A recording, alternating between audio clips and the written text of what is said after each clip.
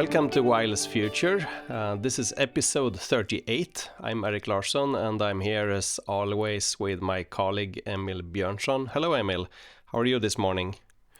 I'm great and I'm feeling well sitting inside now when it's so cold outside in Sweden in this part of the year. Yeah, indeed. So any snow up there in Stockholm? Yeah, we have plenty of snow outside here. I can see through the window. Yeah, we also got quite a bit here.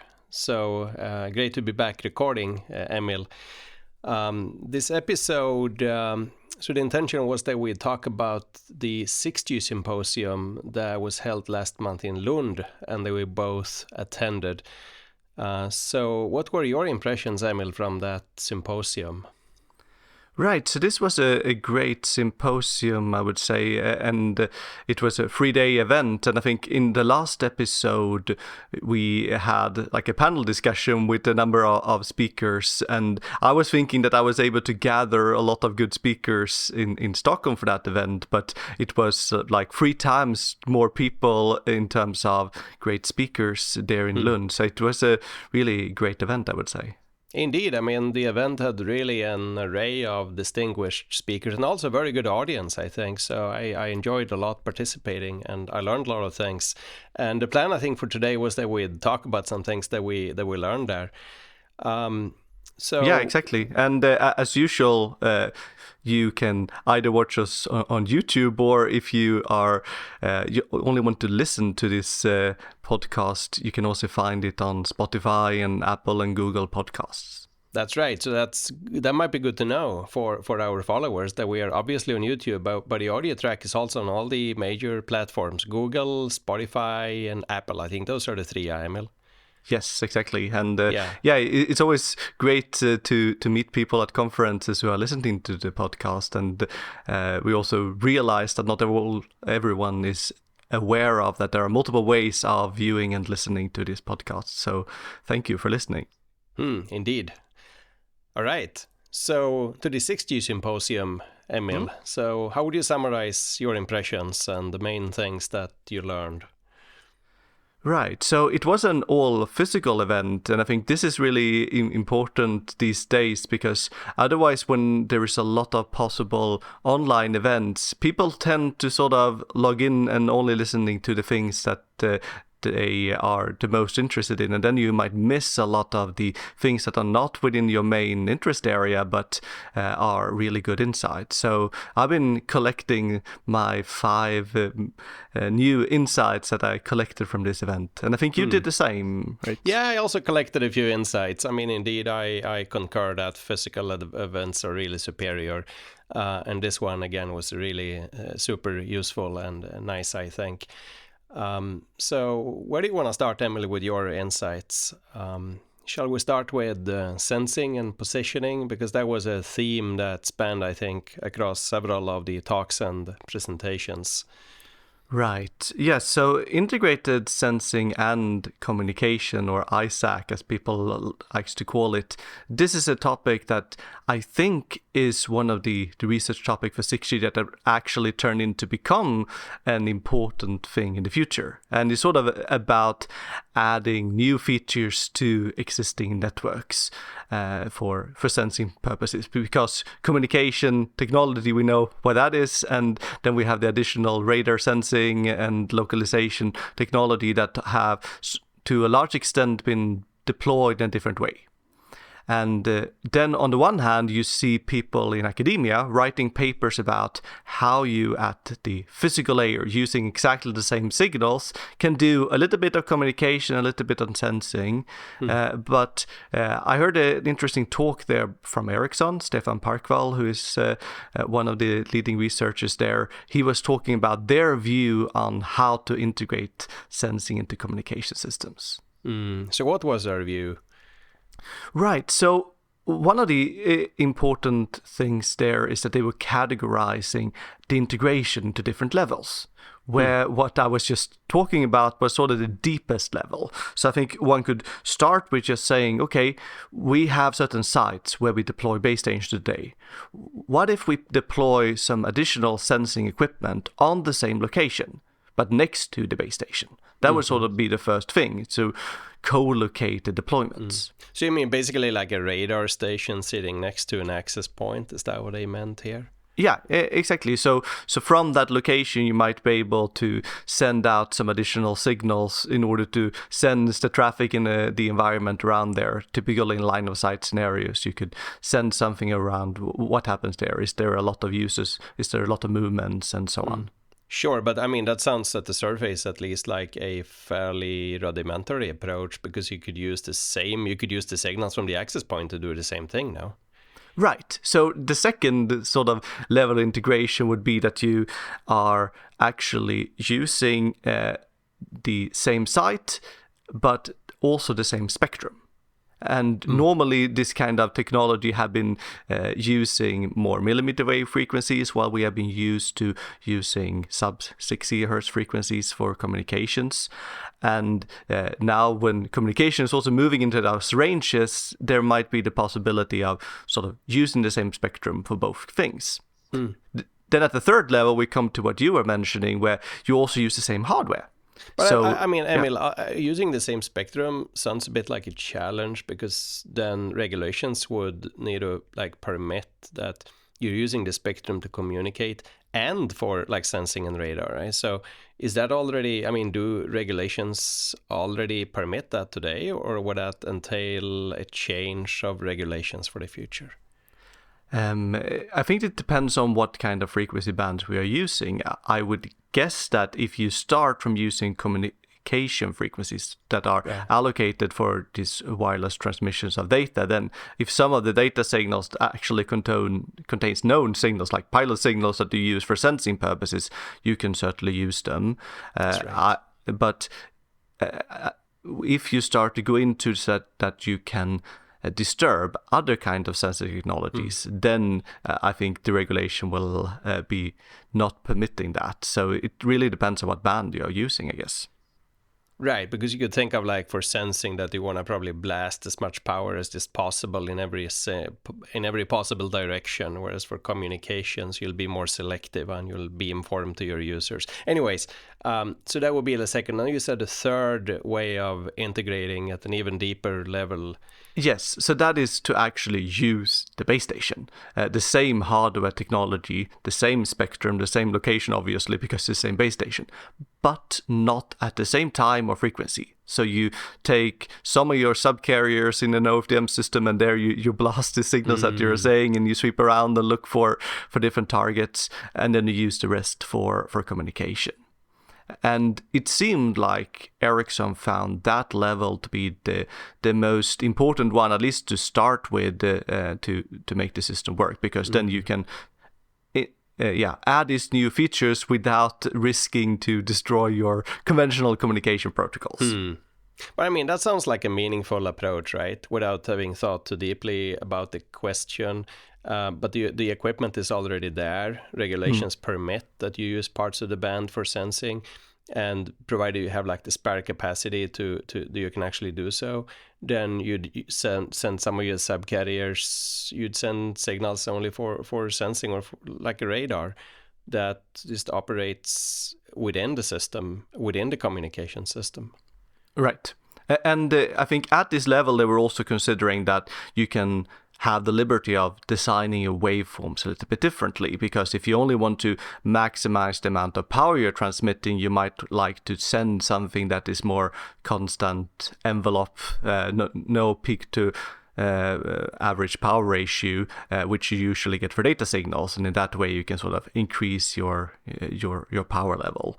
While if you go deeper, you can say, oh, we use the same waveform. It is exactly the same OFDM signals that we are using. It's just that on sub-carriers we send known signals. And then at the sort of deepest level, we do both of the things at the same time, at the same frequencies. We just say, okay, we send some data in this direction, and we send some sensor signal in this direction, or we reuse the data signals, we receive them somewhere else or at the same location, and we know data signals, we use them as a known radar signal, even if it's actually where data. So actually reusing signals that are transmitted for communication purposes, also for sensing, by receiving them either like in a bistatic setup, so you receive them somewhere else, or with some sort of full duplex arrangement, I suppose. Then, that sounds like an interesting direction to explore. Yes. And I think from Ericsson's perspective, they were to a large extent viewing this as some new use cases that would sort of separate from the other use cases. So a way of sort of selling, we can send data, but you can also buy this kind of extra services. But the topic of sensing was also brought up by some other people in this forum. So say Henk Wiemers, for example, that we had in the previous episode, he was talking about that, of course, with these sensing capabilities, you can also improve some of the things you're doing in your normal communication system. So channel estimation kind of features could be improved if you can, to a better extent, track movements from the sensing systems. Then you can improve channel estimation, predict things, and so on. Right, because I mean, in a way, channel estimation is a sensing problem, isn't it? Yes, it is. And I think often there are a lot of nice algorithms that you can use in theory that we teach in courses. Then it is often like that you, in real systems, you want to sort of you restrict yourself to sort of split up time and frequency in sort of ways where you don't have dependencies. You want the scheduler to be able to schedule a user whenever the system thinks it's a good idea to do. So it might be good to use information that is gathered over time about these devices. But this will allow you to do some of these features that clever implementation might already be doing, but in a better way.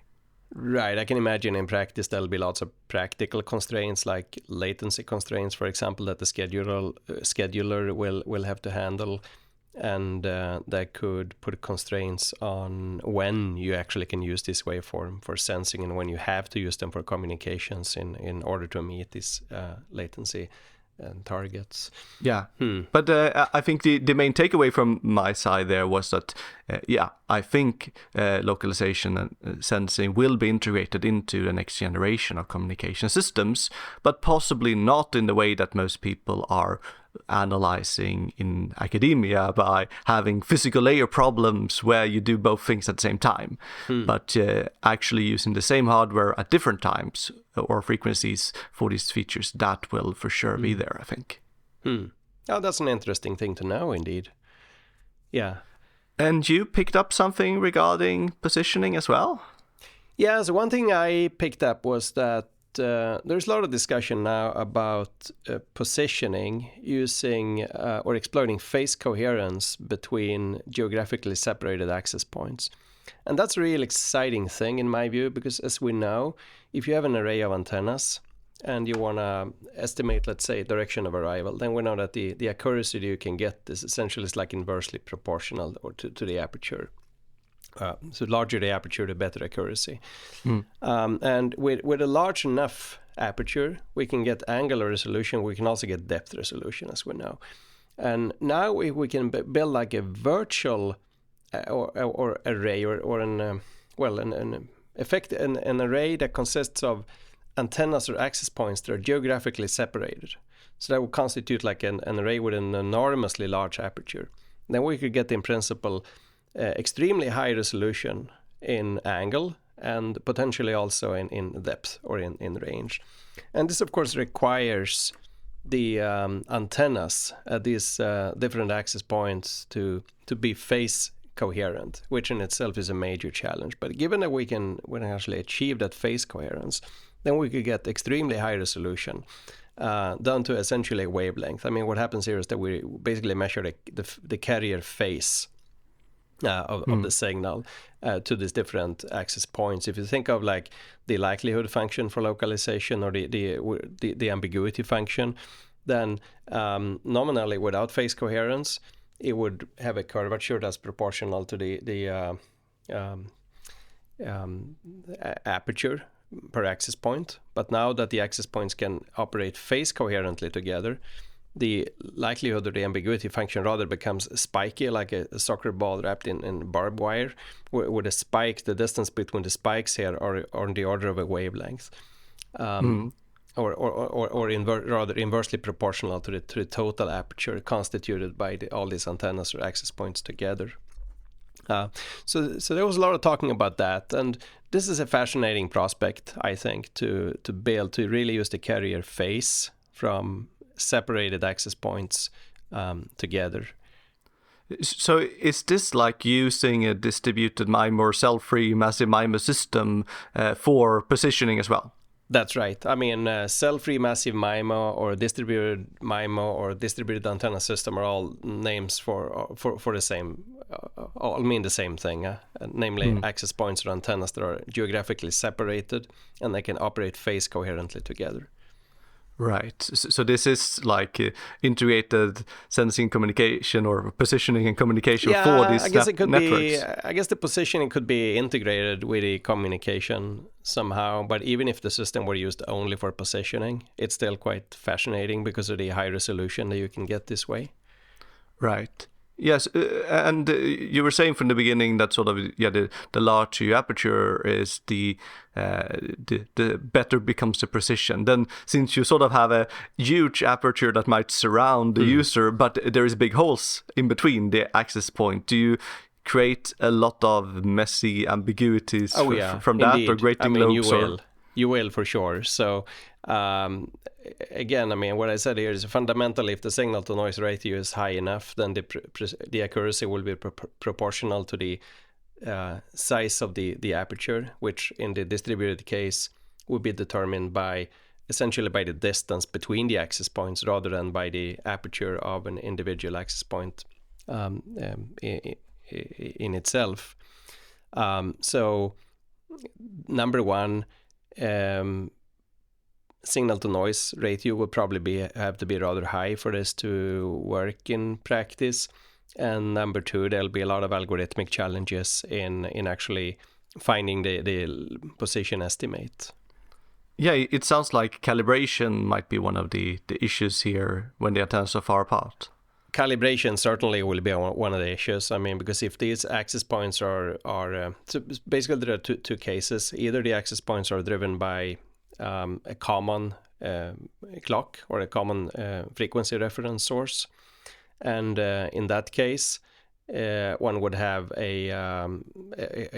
somewhere an oscillator or a clock that generates this reference signal, and that reference signal would be distributed through a cable to each one of the access points. And that way they would be all phase coherent. There would still be an unknown residual phase offset between them, but it could be estimated, for example, by using a reference receiver or transmitter at a known location and then applying some algorithms. So that's the first option. The second option is that the access points have free-running oscillators that aren't phase-locked to one another. And then there will be a phase shift between the access points that drifts over time randomly, depending on how good quality these oscillators or clocks are. And this drift can be quite fast. I mean, for reasonably priced oscillators, we're talking about drifting halfway around the unit circle here in substantially less than a second. So some sort of periodic recalibration would then be required, and it could be done using reference transmitters or reference receivers, or in combination with bidirectional measurements over the air between these access points and so forth. And this isn't an easy problem. I mean, so of course we have a similar problem for calibration for cell-free or distributed MIMO when we use the access points for calibration. But there we only need joint reciprocity calibration between the access points, and that's much easier to accomplish because they can be accomplished by using a bidirectional over-the-air measurement between the access point without knowing their locations or the distance in between them. Whereas for positioning, we would need side information for this calibration to work out. But it's a fairly technical topic, and maybe that's something we could save for a potential future episode to talk about in detail. But the main take home here is that calibration will be required, and that's a non-trivial thing to accomplish in practice. Right. So so one of your point there is that if you deploy a distributor self-free MIMO system, certain calibration is already needed to make that whole thing meaningful to deploy. But beyond that, you need to calibrate it even further to That's utilize these right. I mean, services. that would be the most simplified way of stating the point here. I think that for cell-free massive MIMO to operate in TDD with reciprocity-based beamforming, a certain reciprocity calibration is needed between the access points. And that reciprocity calibration can be done through over-the-air measurements, but that isn't enough that isn't enough to calibrate the system for positioning. So then something more is needed here that requires known distances and or reference transmitters or receivers located at known positions. But again, this is a fairly technical topic that we might want to return to. Sure, but so this is certainly theory. Have people been able to do something like this with some kind of practical Absolutely, work? and I mean, and that was another thing that I learned and that was very impressive to see at the Symposium. So co-located with the Symposium, there was also the Elite 6G Focus period where we had 3 weeks of visiting scholars, who spent 3 weeks there on site working together on many projects. And one project that one of the teams worked on was exactly on positioning and synchronization for positioning using distributed antenna systems. So what he had done was that he had used experimental data from a system where there were, I think it was 8 or 10 or something, distributed access points that were placed at like known fixed locations. And then they had a mobile transmitter they could move around, and the goal was to estimate the position of this mobile transmitter and track it over time using carrier phase measurements to the access points. And these access points, they were all phase locked using a common clock that was distributed through a cable, but they still had to work out this residual phase offset between the access points and estimate that jointly with the position. And this all worked, and it was really fascinating to see. And impressive to see the work that they had done during these weeks. Right. Yeah, I think it is easy to, or not easy in general, but developing theory is sort of one thing, but actually demonstrating that things are working in practice is really one of the big challenges as well. I would put it this way, that I mean, some of the theory that we tend to develop is just simplified in that it ignores a lot of practical phenomena that will be there and will have to be dealt with, and some of which have a lot more like intellectual depth than what seems at the surface. Like, for example, I mean, phase offsets are easy in a way to model theoretically. They will be there and they will have to be dealt with. Phase drift, unless the oscillators are locked to each other.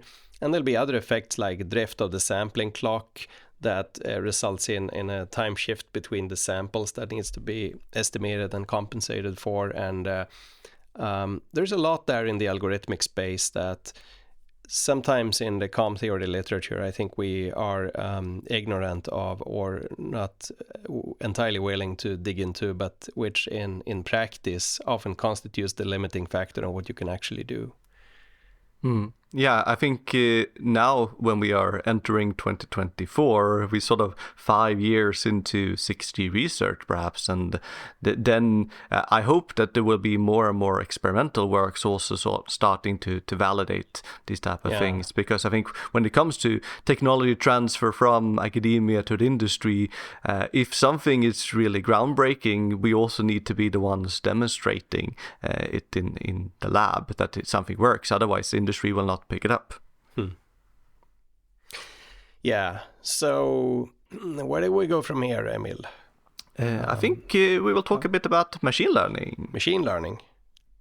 So what's new in machine learning? Right. So I was picking up some things regarding machine learning that from a talk by Anders Peres Neira that was not actually focused on machine learning, but it was still very intriguing to me. So as many others, I was studying about neural networks some years ago when the hype on machine learning was taking off in the communication area. And this name neural network or artificial neural network is sort of demonstrating how you are developing deep learning to be inspired by the brain. But then when you are reading more and more, you realize that this kind of connection to how our brain works, it is kind of motivational or vague. It's not like actually copying what the brain is doing is what actually matters. But the typical structure of a neural network is sort of, okay, you have a number of layers that do some linear processing of data, and then in between you have what we call activation functions that do some kind of non-linear processing. And then you go to the next layer, do some processing, and so on. And then you optimize what every such layer is doing in this linear processing part. But the activation function is typically something that is picked in advance. And I think the whole name activation function is sort of inspired also by the brain, that neurons in the brain, they collect different signals, and then if the signals that are reaching them is strong enough, it's firing away some signal to the next location. So it's sort of, you want something that sends forward nothing, and then it sends forward something according to a particular shape. And there's often like nothing and then a linear version of the input. So you either block it or you send it through, or there is some S-shaped or some different kind of shape there. And what Anna was talking about was why do we actually predefine from the beginning or select what this activation function should be? Do they need to have this kind of monotonically increasing shape, or could it just be any nonlinearity there? Because often when you see works on this, you see, we picked a relo, or we use a sigmoid function, or this and that, and you ask the question, why did you pick this? Well, it worked. I mean, it feels like this ought to be well investigated in the, let's say, hardcore machine learning literature, right? What activation functions that would work well in practice. Yes, but I'm not sure how well. Exactly. So I think there is a huge amount of sort of work on what works and what doesn't work. Still, I haven't seen the things that Anna was talking about, namely to parameterize this activation function. So he was using a discrete cosine transform function which can sort of approximate a lot of nonlinear functions and have some trainable parameters. And you can then also train these activation functions. And whether this gives you very useful new kind of degrees of freedom to design neural networks or not, I'm intrigued to understand this better, because it doesn't seem to be used very much. But it seems like a logical thing that you should do. So you start to wonder, why is this not the way that everyone is doing it? Right. Yeah, that's something I don't have really a lot of intuition for, and that I would need to really read up on. But it sounds like an exciting prospect. You could actually optimize these functions in addition to the weights in the network. And at least there were a nice use case of this that she was describing. So there is this kind of learning over there where you have IoT devices that are collecting some data and report them up to some server. And one way there that she was noticing is that this discrete cosine transform, this is essentially what the waveform you're sending in LoRa, which is sort of one of these IoT communication systems. Right. So it's basically frequency modulation, right? But in discrete time, Yeah. So if you design a neural network where every IoT device takes care of some of the layers, and then they report their signals up towards the server, and when doing that, the signal sort of sent with this cosine transform. So over the air, you do this activation function, and then you can have the final layers in the server. Yeah, that's a real cool thing. Yeah. Yes, I was really sort of intrigued by, this all makes sense. Why are not people doing this? So this is something I will really like to look into more to understand.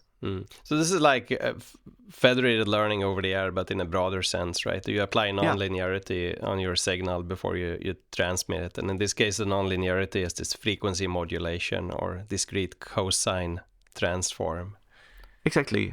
So whatever non-linear function, you can approximate it in this kind of way with a few parameters. So if you want to design activation functions that are not just something that is monotonically increasing with a predefined shape, well, this might be the way to do it.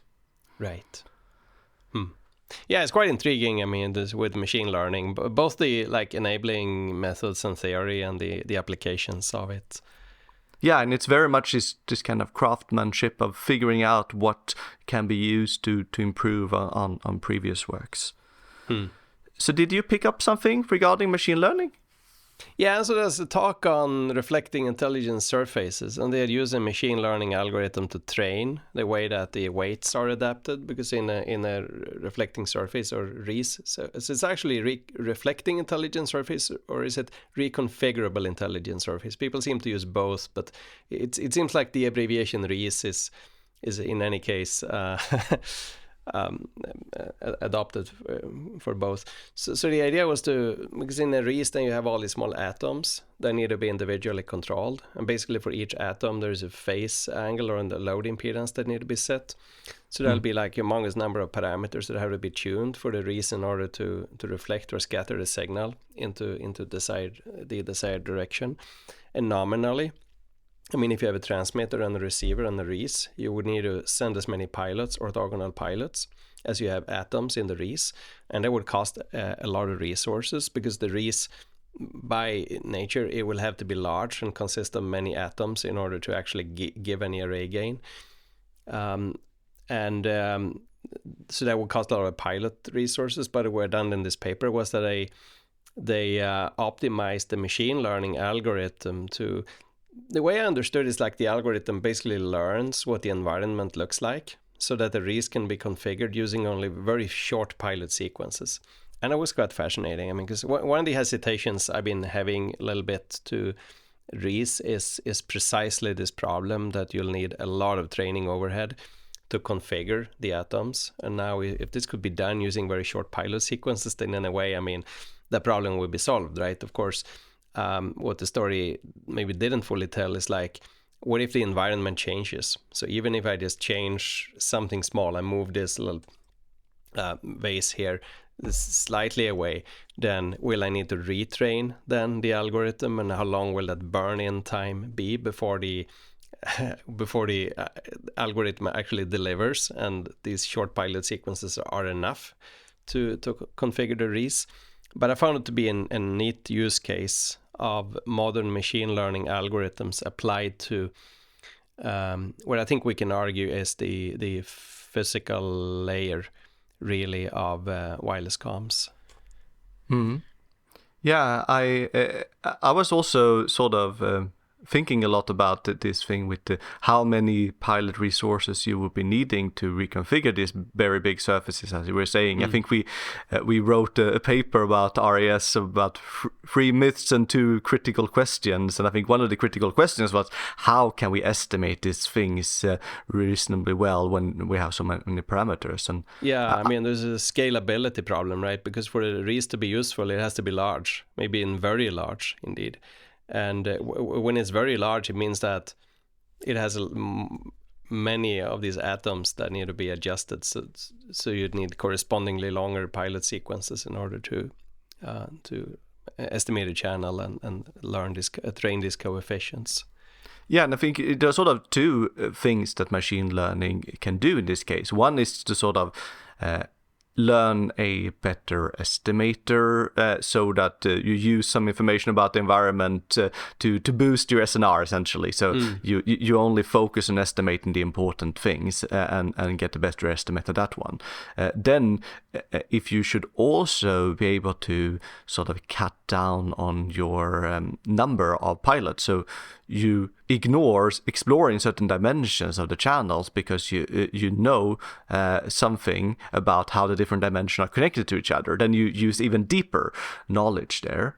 And I think one of my the fact that they were really able to reduce the pilots immensely here is sort of showing that there is a lot of structure in the channels that they're considered. And this is something one can possibly utilize also classical signal processing methods, compressed sensing, or angle of arrival estimations and these type of methods. Certainly, also I mean, isn't it that, again, I mean, the algorithm basically learns what the propagation environment looks like, and say, I mean, for the sake of argument, that the algorithm could learn exactly what the environment looks like, then in principle you could you could solve Maxwell's equations, so you could ray trace or something, so that you just need a single pilot symbol and the rest where you know where you are located, and then configure itself accordingly. So it all comes down, I think, to how much of prior information that the algorithm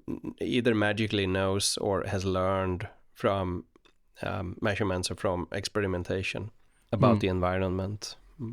Yeah, no, so I think this is also an area where I think experiments will be really nice to see in the coming years to benchmark machine learning approaches compared to classical line of sight estimation problems from maximum likelihood estimators with array response vectors and stuff like that, and possibly some mix of these things, like what people call physics informed machine learning, where you sort of try to extract knowledge that you know exists physically there, but then you also learn how to improve the performance. So it would be interesting to see how this works out. Yeah, I agree. And I mean, experiments are really required here, I think, because it'd be difficult to model a simulation environment accurately enough to really to really capture all the fine details that these algorithms eventually will break or make the deal in terms of how well they work.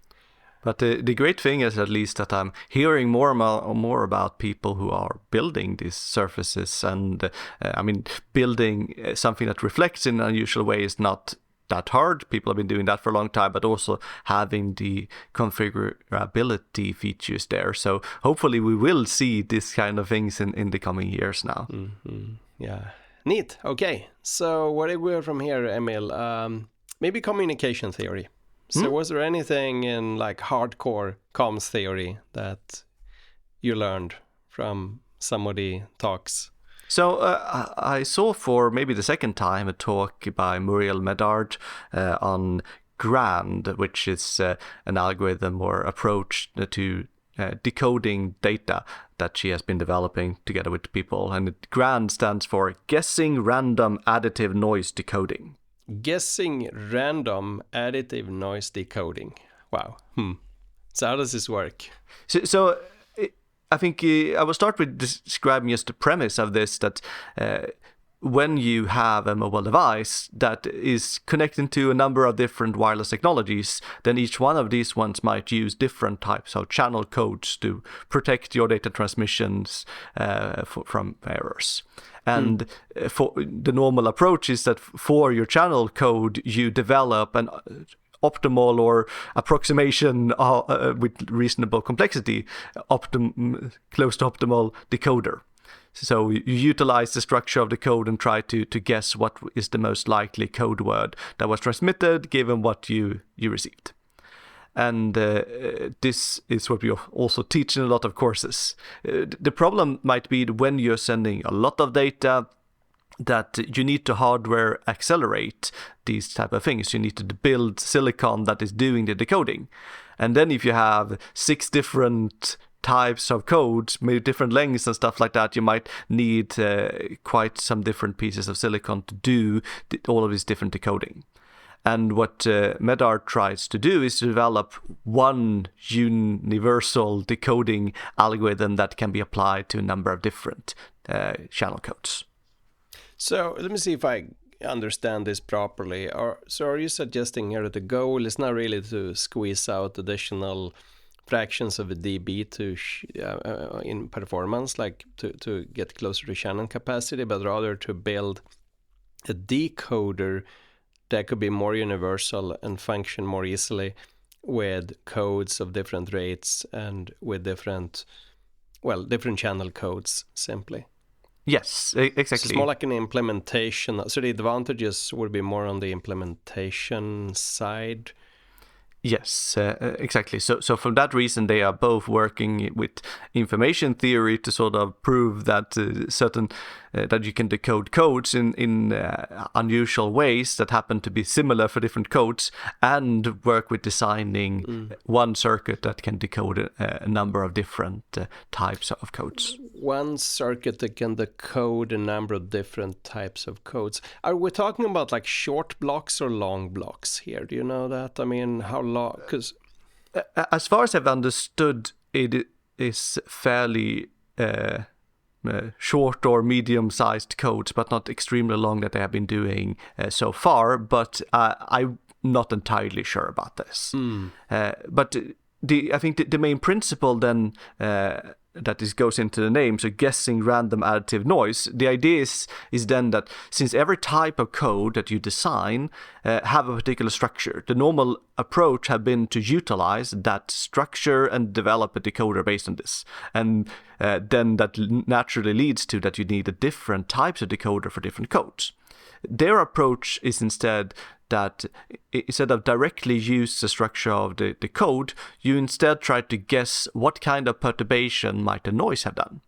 And the basic thing would be, okay, you send 10,000 bits. Is it the first bit that is an error, the second, the third, and so on? This will be different types of noise errors that the noise can have caused. And then they take your received signal, they subtract these different guesses of what the noise might have been, and then they check if each of these things happen to give you something in your codebook of original possible codes. So it sounds like a brute force kind of approach to decoding. I mean, isn't okay? This is getting very technical now, but it seems like the number of error patterns you can actually get would grow like exponentially. Exactly. Yeah. I think normally the whole point with channel coding is that you have a large number of possible bit sequences that could have been transmitted, but you only pick a small subset of that. And you try to make those ones as different from each other as possible to have a natural distance between the different code words in whatever way you measure that, Hamming distance or something else. And then you then utilize this distance between them so you can correct errors. So naturally, there is many more possible noise sequences than there are signal sequences. That's the whole point. So the real requirement to make this work is that you can actually make a good ordering of noise sequences so that the first ones you're checking are with extremely high likelihood providing you with the correct decoding. So you somehow need to sort the error patterns according to their in descending order of likelihood somehow, and then try them one by one, and relying then on the presumption that given that you try like a fixed number, then with very high probability you actually capture the actual pattern that you saw. Exactly. So that is really the essence there, and how you order this noise sequences. This is not entirely transparent to me when I'm reading up on this topic. Maybe it is just that, okay, if you expecting one or two errors, well then you try to place them where your log likelihood ratios are something regarding that. But it becomes technical, and it's not entirely easy how that is done. And I think this is also why the research is still ongoing on this topic. But if you can order noise sequences in a convenient way, you can try to subtract different ones. If you have a way of checking if the result is a code word in an efficient way, well, then you're home. Then you'd be home. Yeah, that I agree. Okay, yeah, that sounds like something worth reading up on and understanding in more depth, I think. Yeah, And I think also here, at least the nice thing is, as I was saying in the beginning, that this is not only information or communication theory, they are actually building these type of things. And I think their circuits are from generation to generation handling more and more codes. So let's see how far they can take this in the future. Yeah, that'll be interesting to see. Wow. Great. So anything else in comms theory at the symposium that caught your interest, Emil? Yes, I heard Christoph Studer talks about jamming and MIMO, which interests me because I was, maybe together with you, doing some research on this some 5 or more years ago. And I think one of the things that we are sort of now taking for granted is that in the next generations of wireless systems, we will use more antennas. And we will probably use more bandwidth, or at least we want to handle many more spectral bands. And then people liked to cut down on the hardware resolution, or at least not scale it up in the same way. We know, okay, we've increased the bandwidth, we need to sample more quickly, but every sample needs a certain number of bits to describe the signal that we're seeing. And instead of having a few samples from a few antennas with 15 bits per sample, maybe we can get away with 3-4 bits per sample per antenna because we have so many antennas. And people like both of us have been working on this and demonstrated that, yes, it works. You can actually get away with this because the total number of bits is so many, as long as you only consider the communication performance inside your band. Well, I'd say as long as you assume a priori that you're perfectly synchronized in frequency and maybe time, then, and you ignore like other effects, like for example, out of band transmitters that might come in as blockers.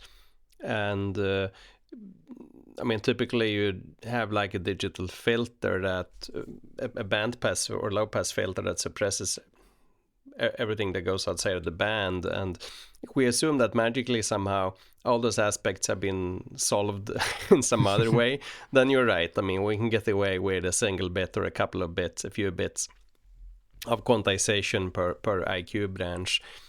But I think it remains to be seen whether these very coarsely quantized ADC transceivers can really work in practice, all things considered. Yeah, and this is really what Christoph was talking about, and maybe his focus was on some malicious transmitters that try to jam your system and send some strong signal that would sort of be stronger than your desired signal. Right, and now we're talking about the malicious jammer in band here, not even out of band, right? Yeah, because yeah, one of the exactly. difficulties with low resolution ADCs is to handle out of band blockers, but now we're discussing like intentional jammers in band that could maybe be, is that even worse, or so how would that be handled here then? I think this is certainly one of the weaknesses with this low bit ADC resolution, and it sort of comes back to why have we been using a high resolution in the past? Well, to be able to protect ourselves against blockers or jammers or whatever that might show up there. And what is the solution to this? Well, to a large extent is signal processing. You want to sort of remove these jamming signals from what you are observing. And then you have the issue that if you do this after you have sampled, you have this low resolution. And you can choose sort of the range of values that you have in your quantizer. So either you keep the same range as you would be having without the jamming, and then there is a risk that the jamming just saturates, so you'll only see the maximum value all the time because of the jamming. Because you just don't have the dynamic range here. I guess that is the core exactly. of it. Or you adapt your dynamic range so that you can actually see something, but that will of course still mean that you have very coarse resolution on your signal. So that's you have right. I mean, dynamic range I think is just simply proportional to how many bits that you have, and then you can adjust your AGC to shift where the window is located. So you have very high step sizes, you still have very poor resolution. So what Christoph was describing was two ways of trying to deal with this in the analog domain before you quantize the signals. And I think this is probably the way to go here. So one approach was based on that, maybe inspired by hybrid beamforming approaches. So you have circuitry that takes your signals from the different antennas, and then they is turning this into beams coming from different angular directions. So you look in this in 30 degree, in 0 degree, minus 30 degree, and so on. And in these different directions, whatever way you build it up, you extract the signals. And since the jamming signal mainly comes from some specific angles, you might be able to sort of throw away that directions and not communicate with anyone in the similar directions, but at least from all other directions you can sample signals with low resolution that are still useful. But it's a pretty clever idea. I mean, it sounds like some sort of analog pre-zero forcing approach where you using analog electronics filter out the spatial window that you want to look at, and then within that window you can apply then your favorite digital algorithms. But I guess a way to defeat this would be if the jammer comes in from many different directions, or the jammer actually consists of an array or a bunch of geographically separated transmitters. That would be a challenge. Yeah. Let alone if the jamming signal comes in from nearly the same angular direction, this wouldn't work either, right? But then, of course, the digital method will also have a hard time, because with zero forcing processing, even with infinite resolution of your AD converters, it would be a challenge to separate out a jamming signal that comes in with a channel that's nearly parallel to the channel of your device of interest. Yeah, so there are certainly cases that will be so complicated that you can't deal with them. But Krista was also describing a way of doing this that was a little bit more clever. So if the first one was just divide directions into different windows and throw away the directions where there happen to be a jamming signal, he also had some algorithms that are sort of like a feedback loop. You try out to sample different directions, and then you feed back to the analog, okay, tune the processing you're doing there in a way of trying to get rid of some zero forcing, to implement some more zero forcing, like based on where the jammer actually is, to fine tune things there. And at least if the jamming signals are relatively stable from which channel directions they are coming from, you might be able to make that work as well. Right, but I think it remains to be seen if the bit resolutions will be reduced in future systems, or if this is more like an academic thing that people are doing. Yeah, I concur. I mean, but there are great incentives in terms of power consumption to cut back on this resolution. Because as I understand, I mean, it's like exponentially more expensive when you add bits to your ADC than, both in terms of the circuit complexity, but also in terms, maybe more importantly, of the power consumption of the circuits. Yeah, definitely. So if this could be made work in reality, then that should be highly useful. Exactly. So a lot of the other power scalings there are linear. So add another antenna, or double the number of antennas, you double the power from the ADCs, and double the bandwidth, and you double the power consumption. But here it's actually exponential. So, Wow. All right. Very good. So I guess that was it for the comms theory then. Anything else that we learned from the symposium? I think there was also a session on spectrum use for the future, and a couple of talks that dealt with electromagnetics and energy efficiency. Want to talk about spectrum? Yeah, I can take my last of my 5 points here, which was related to spectrum. It was also Stefan Parkvall from Ericsson who talked about this. And I think after this talk, there has also been the World Radio Congress. The countries of the world are meeting to discuss what kind of spectrums to use for different type of radio technologies in the future.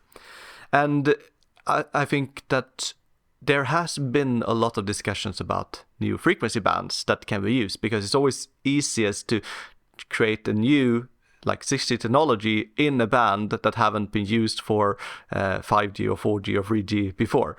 So you mean like creating like an entirely new radio interface then in a new band? Is that what you mean when you say creating a new like 6G?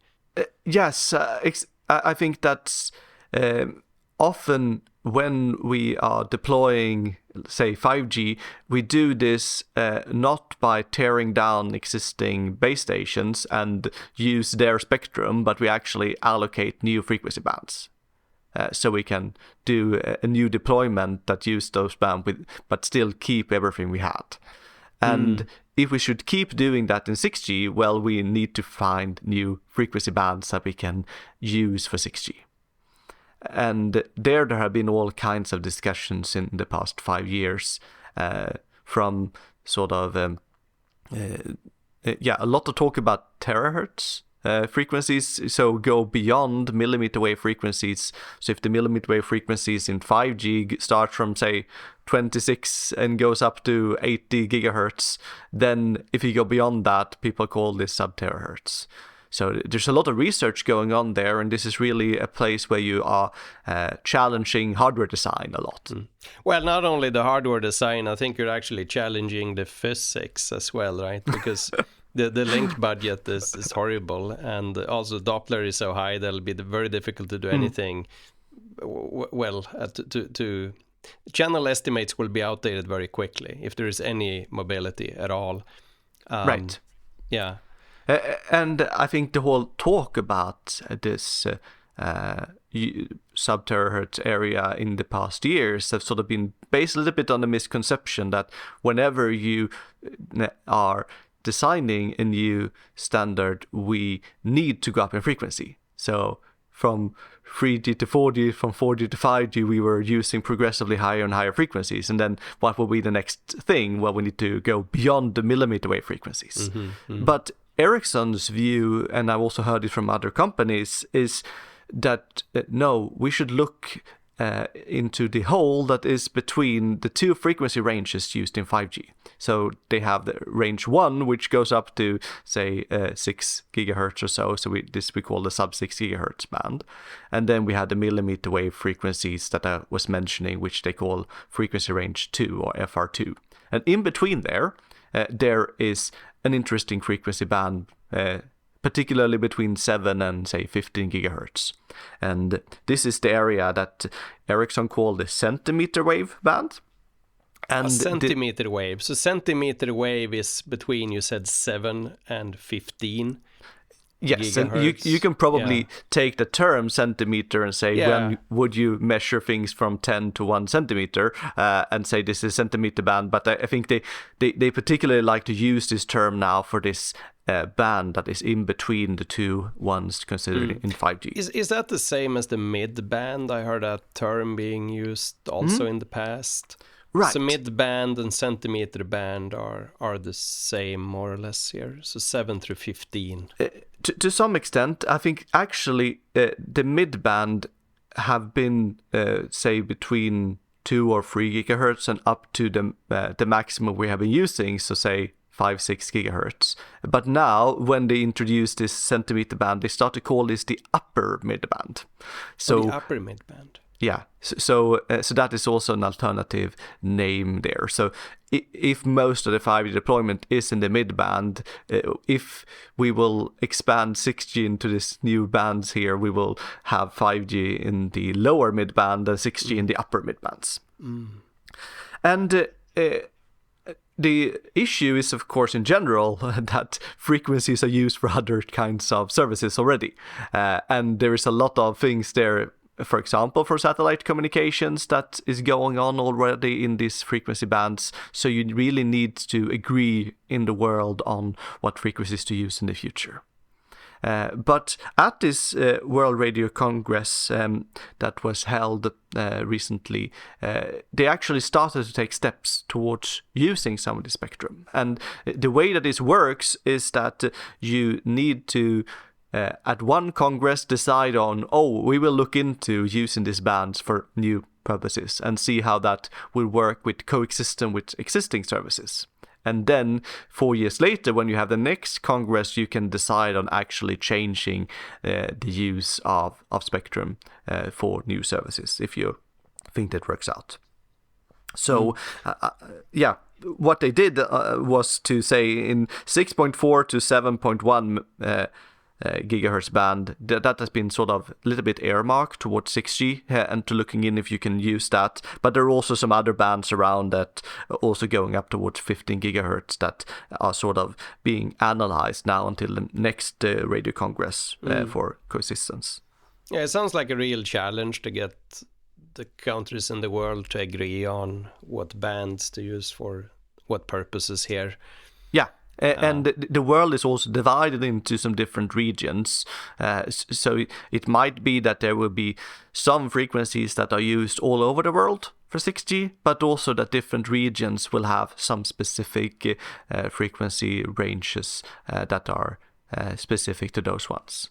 And fortunately, in the past, it was really hard to build hardware for mobile phones that can handle many different frequencies. And they were like the dual band and triple band 2G and 3G devices. But nowadays, you can build devices that functions over quite large frequency ranges. So it will hopefully not be a problem from that perspective. Yeah, I can imagine. I mean, this poses enormous challenges on the analog electronics. You'll need very flexible demodulators and mixers and bandpass filters, let alone the antennas typically antennas are tuned to particular bands or carrier frequencies.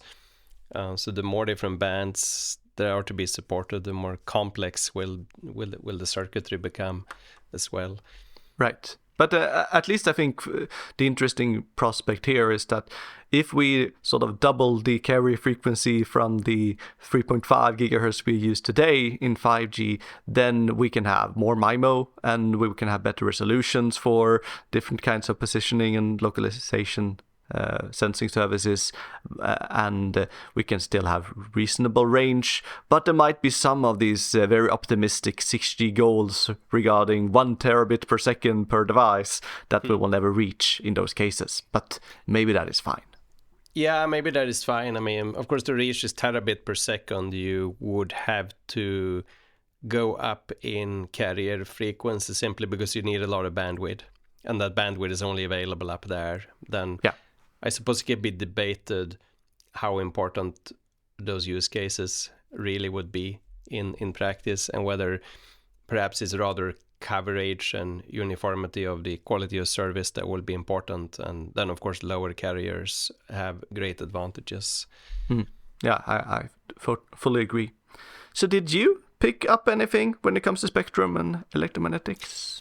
Yeah, I mean, so there was some discussion in one of the talks on energy efficiency, which obviously in a way has always been important, but it appears that it'll be increasingly even more important for 6G.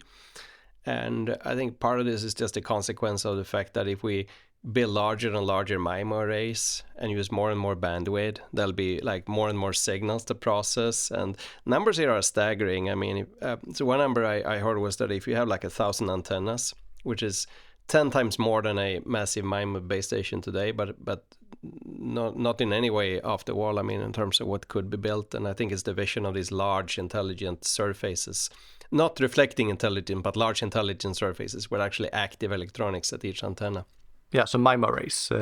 MIMO arrays. That you could easily comprise like 1,000 antennas, and it would use maybe like 100 megahertz bandwidth. So then you'll have an interconnect in the backhaul, would be on the order of terabit per second. And just the memory requirement just to store the channel estimates in an OFDM block would be like in the order of a gigabyte or gigabit or gigabyte.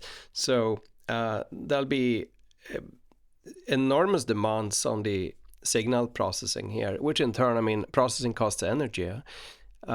So this will be an important aspect to actually design algorithms that are efficient, and then to build the products to not burn a lot of power in idle mode. Because as I came to understand some of the like network equipment or radio base station access points you buy today, they burn a lot of power in idle mode. So it's like the power consumption isn't proportional to the data traffic load. It's rather that they burn a lot of power in idle mode, and then when you actually transmit something, they burn a little bit more. But you would rather expect that when they are in idle mode, they burn nothing, and then the power consumption grows like proportionally with the data traffic. So to what extent that's a research problem or more of like an engineering implementation problem, I don't know. But I think we ought to be aware of the fact that energy efficiency is a major is a major and will be a major issue in 6G. And this concerns both the digital processing and handling all the data on the backhaul and all of that, but also the analog front ends. I mean, and there are of course power amplifiers one of the main culprits. So for example, at the millimeter wave band, as I understood, the power efficiency of an amplifier could be on the order of 10%, which means that for every unit of energy we put in, only 10% goes to something useful, and the rest of the 90% becomes just burned or dissipates as heat. So this is, I think, something to be aware of, and something that we in comms theory research should always keep at the back of our head. That I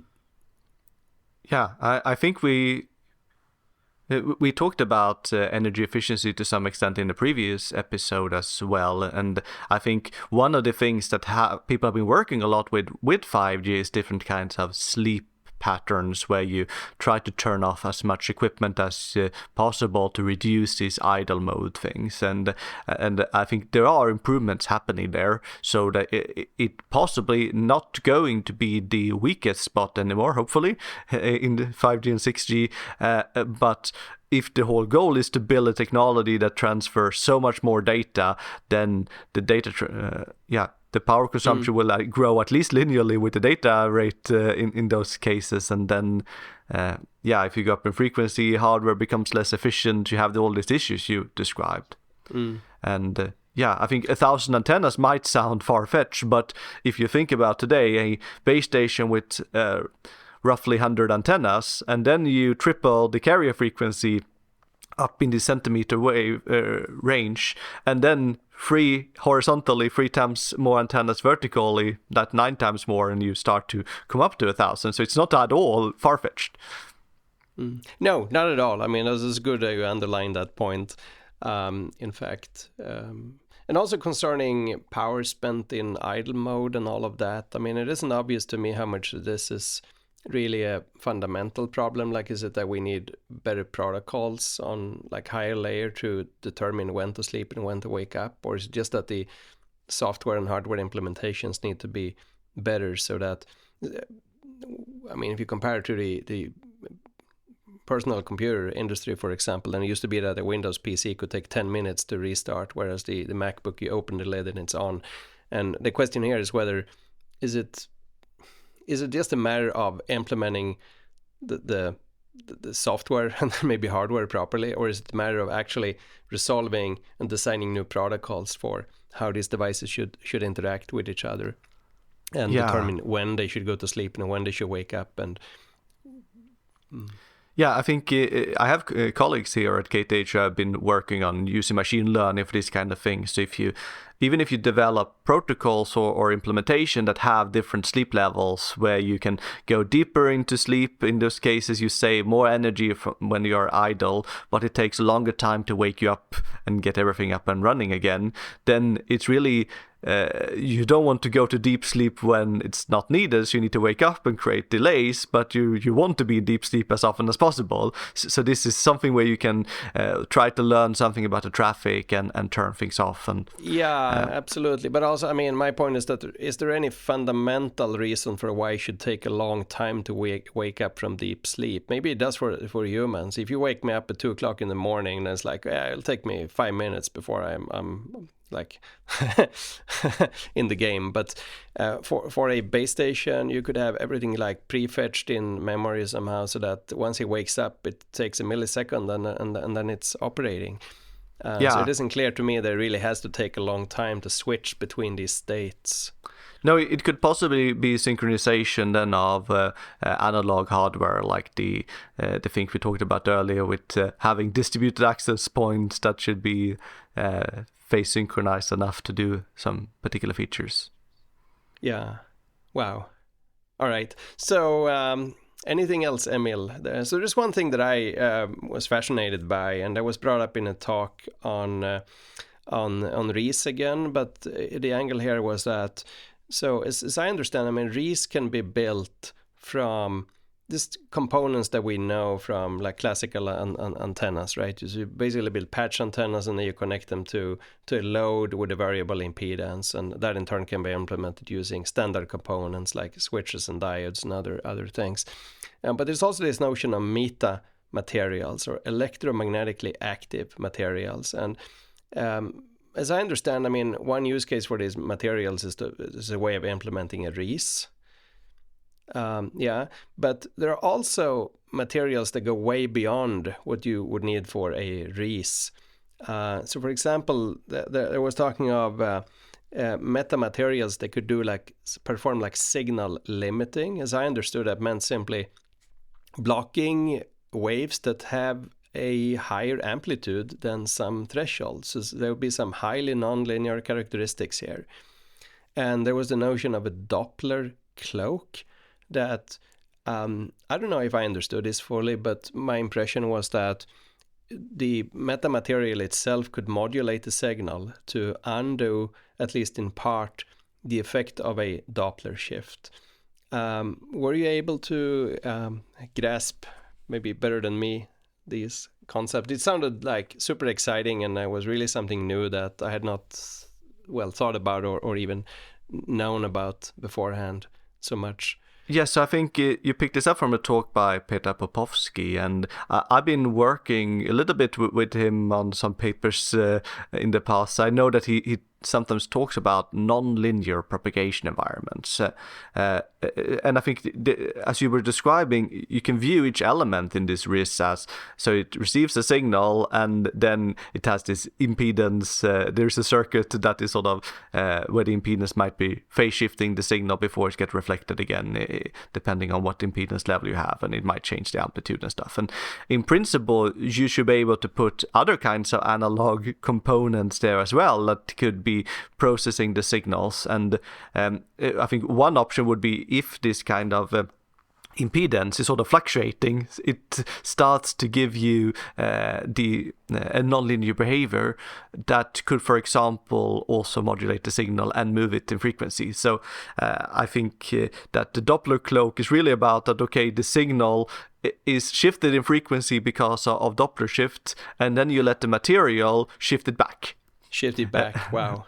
Yeah. So, I mean, this sounds super exciting. My only hesitation now, being a little conservative, is that we're introducing nonlinearities and we're introducing time variation, right? So we work so hard to get rid of or minimize the effects of nonlinearities. For example, in power amplifiers, and we talked earlier about this ADC converters, where obviously the less resolution we have, the more of a nonlinearity there will be. And one reason for that is to avoid out-of-band susceptibility to blockers out of band, or avoid generating in a transmitter and generating out-of-band radiation, right? So now if we introduce metamaterials that are non-linear, then it seems to me that suddenly we could create all sorts of new problems with out-of-band radiation and out-of-band compatibility that's not clear how to handle.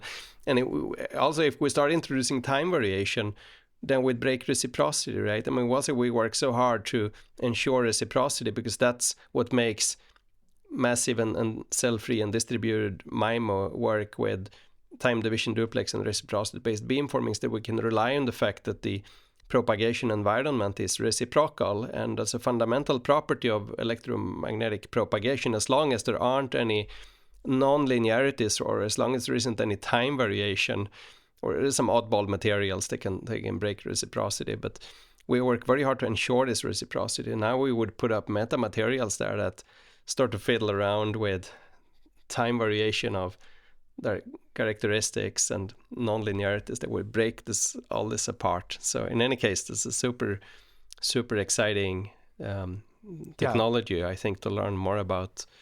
Yeah, there is certainly opportunities of messing up a lot in your wireless communication systems by introducing nonlinearities, which we usually want to avoid.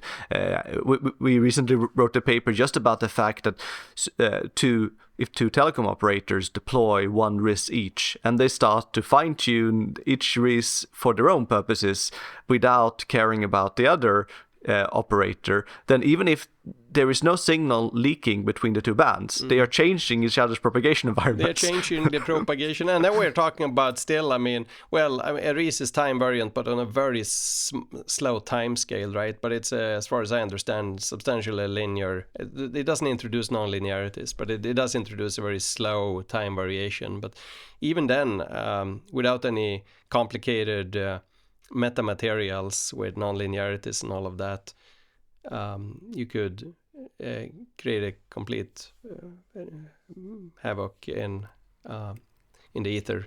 Yeah, so I think the paper that I wrote with Peter on this was sort of based on a very long set of sort of maybe unrealistic assumptions. But suppose you have an abundance of bandwidth, you don't really care about causing interference to anyone else. Maybe this is terahertz or whatever.